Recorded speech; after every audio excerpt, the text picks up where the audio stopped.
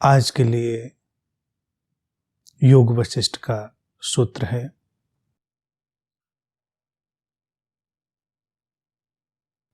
The snake appears when one does not recognize the rope.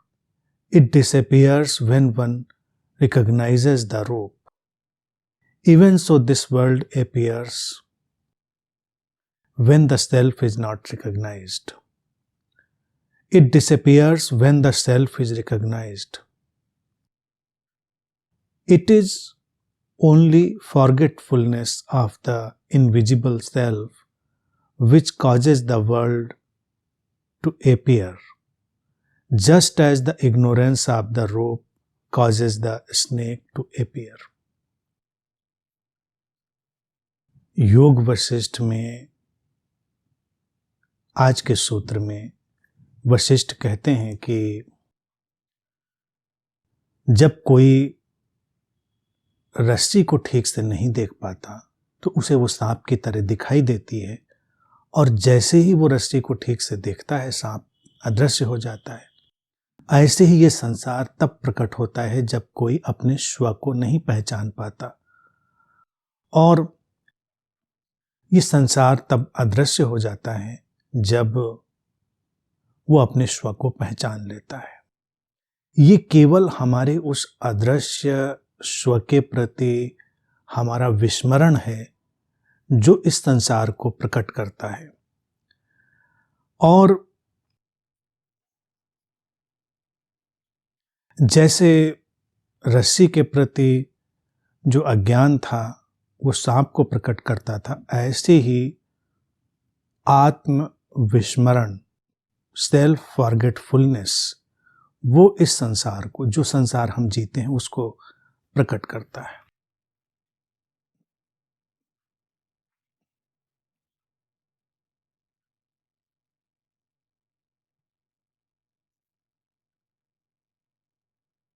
एक बहुत ही प्रसिद्ध उदाहरण जो भारतीय दर्शन में बार बार सामने रखा जाता है, रस्सी और सांप का उदाहरण। और इतना प्राचीन होने के बावजूद भी आज तक ये प्रासंगिक है। आज भी आए दिन हम उसका सामना करते हैं। अंधेरा हो तो ये एक बड़ा रोचक सा दृश्य बन जाता है कि हम किसी अंधेरे में, धुंधलके में पड़ी हुई रस्सी को सांप समझ लें, भयभीत हो जाएं, और जब भयभीत हो जाएं तो भय के सारे लक्षण, प्रभाव, परिणाम सब हमारे ऊपर आए। अगर हम उस धुंधलके में पड़ी हुई रस्सी को सांप समझते हैं तो ऐसा नहीं कि परिणाम काल्पनिक होते हैं, परिणाम पूरे वास्तविक होते हैं। डर वास्तविक होता है, हमारी धड़कनें बढ़ती हैं, घबराहट होती है, पसीना छूटता है, हम भागते हैं, वो सब कुछ वास्तविक ही होता है। सूत्र कहता है यही तो है। और जैसे ही हम रस्सी को देखते हैं, रोशनी करते हैं, सांप खो जाता है और पल भर में हमारी परेशानी भी खो जाती है। बढ़ी हुई धड़कनें थोड़ा वक्त लेती हैं सामान्य होने में। जो हम पसीने पसीने हो गए होते हैं, थोड़ा सामान्य होने में वक्त लगता है, लेकिन हो जाता है धीरे धीरे। सूत्र कहता है ऐसे ही तो ये संसार है। जब हम अपने स्व को नहीं पहचानते, और स्व को पहचानते कैसे नहीं है? ऐसा नहीं है कि कोई ऐसी चीज है जो कहीं खोई हुई है, हम उसको जानते ही नहीं है। इसके लिए योग वशिष्ठ में बड़ा अच्छा शब्द इस्तेमाल किया है, सेल्फ फॉरगेटफुलनेस, आत्म विस्मरण। और उपाय क्या है संसार से पार जाने का? आत्म स्मरण, सेल्फ रिमेंबरिंग। तो योग वशिष्ठ ने एक तरह से संसार और अध्यात्म की यात्रा को बिल्कुल प्रिसीजन में यहां हमारे सामने रख दिया। आत्म विस्मरण से आत्म स्मरण तक, from self forgetfulness to self remembrance. बस बात खत्म। अब हमको केवल स्मरण करना होता है, हम हैं वही,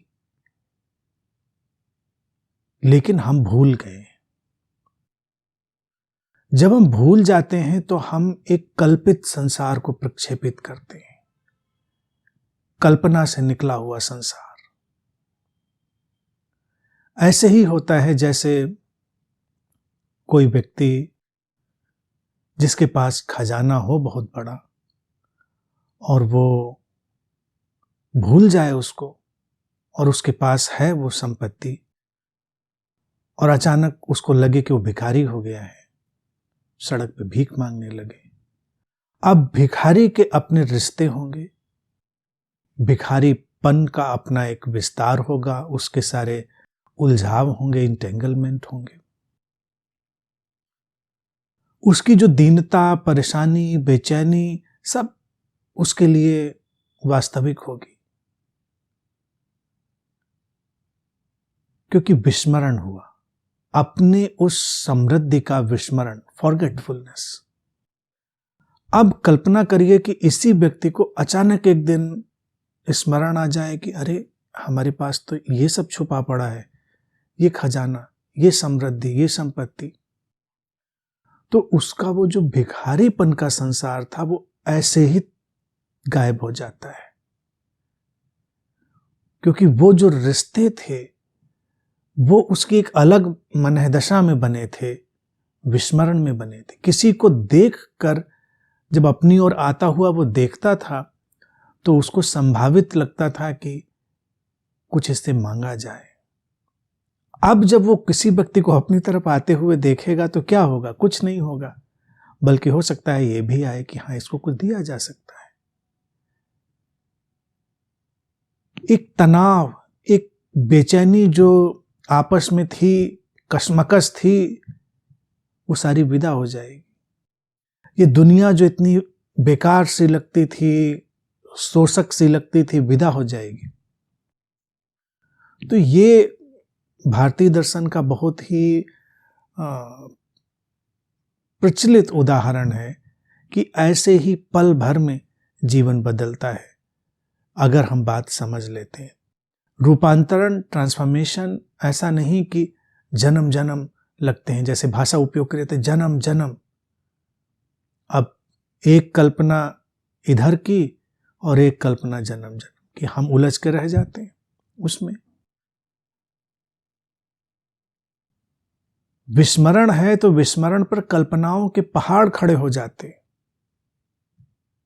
कल्पना करें, अगर रस्सी पड़ी है और हमने उसको सांप समझा है तो वहीं पर हम नहीं रुक जाते। सोचते हैं अब इसके पीछे इसका परिवार होगा, सांप के नाते रिश्तेदार, दोस्त, बच्चे। अकेला है, पता नहीं ग्रुप में आया है, क्या है, हमको बस झांकता दिख रहा और हमारी परेशानी बड़ी व्यापक। और कल्पना करो कि अंधेरे में ही रस्सी गायब हो जाए, किसी तरह से कोई धक्का, कोई ऐसा हवा का झोंका छुप जाए और हमको लगे कि सांप कहीं खो गया, छुप गया। लेकिन फिर भी वो छाया रहेगा हमारे जहन पे कि अब किस कोने से हमला करेगा, अब कहाँ से निकलेगा, अपना पूरा गैंग लेकर आएगा, अकेले आएगा, क्या करेगा। तो जो संसार हम बनाते हैं, संसार में हम कर्मों की धारणा लाते हैं, जन्मों की धारणा लाते हैं, हम सब धारणाएं जो लाते हैं वो सब उसी भय की परिकल्पना पर खड़ा हुआ पूरा विस्तार होता है। पहला काम ही है हमारा आत्मस्मरण का, रिकॉग्निशन का। रिकॉग्नाइज करें, पहचाने। क्या पहचाने? अपनी होने की विशुद्धता को, प्योरिटी ऑफ बीइंग। छोटी सी बात है, सब कुछ बदल जाता है। लेकिन हम बस उधर ही नहीं जाते और हर तरफ घूमते रहते हैं।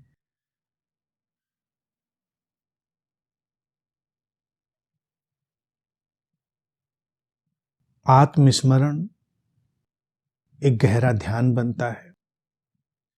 मैंने एक ध्यान की पूरी प्रक्रिया ही दी थी आत्मस्मरण के नाम से, सेल्फ रिमेंबरिंग मेडिटेशन।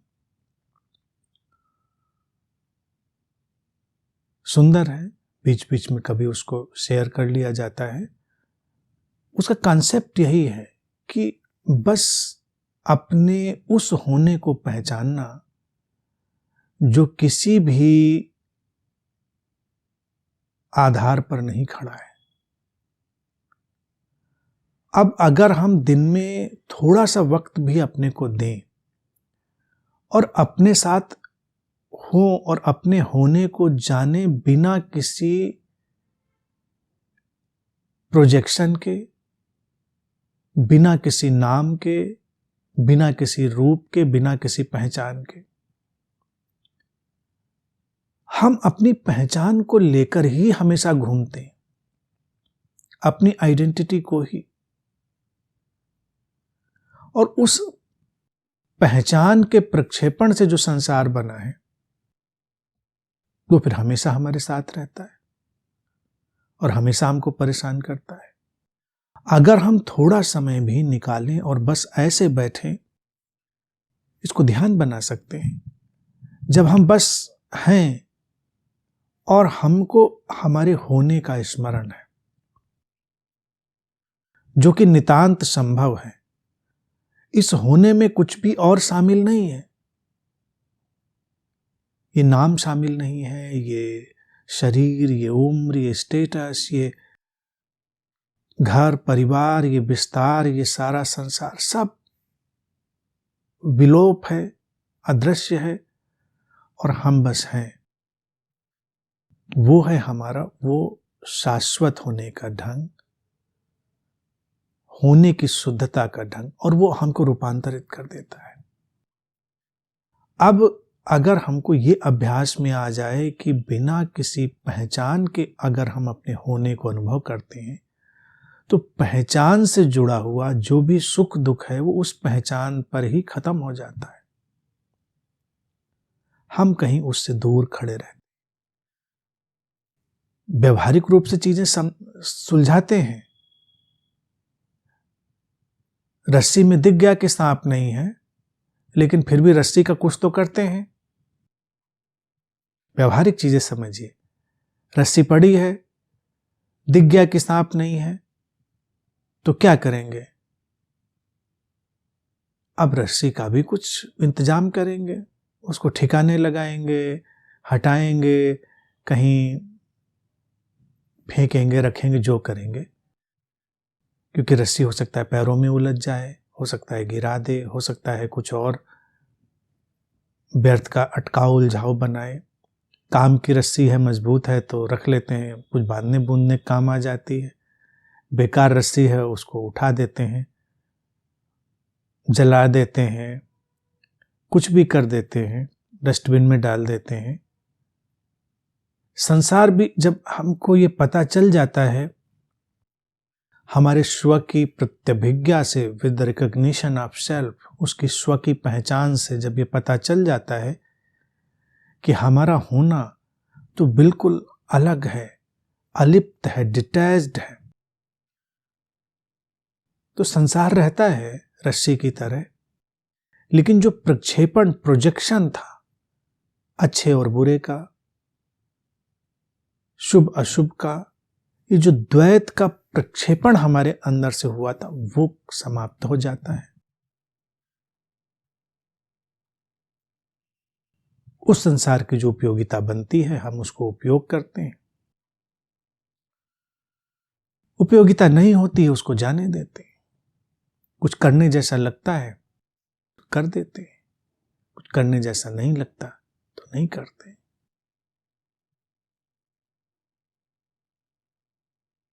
संसार बाधा नहीं बनता।